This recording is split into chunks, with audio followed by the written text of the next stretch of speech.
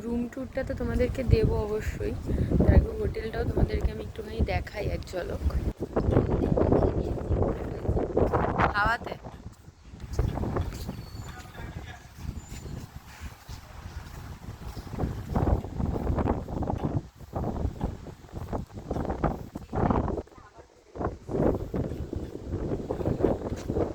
দেখলে প্রচুর বড় প্রপার্টি এটা।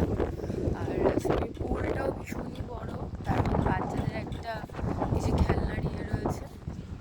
আর পুলটা ভীষণ বড় দেখো, এখান থেকে পুলটা স্টার্টিং। এই যে এতটা হাওয়াতে জানি না কতটা কথা আসছে আমার। আর এই যে বাচ্চাদের একটা খেলনার ইয়ে রয়েছে। মানে মন্দারমণিতে ঢোকার পরে সকাল থেকে না হলেও 3-4টের উপরে রিসর্ট আমরা দেখেছি, একটাও সেরকম পছন্দ হয়নি। পছন্দ হলেও মানে আনলিমিটেড বাজেট চাইছিল, বাট এটা একমাত্র পছন্দ হয়েছিল আর একদমই রিজনেবলে ছিল।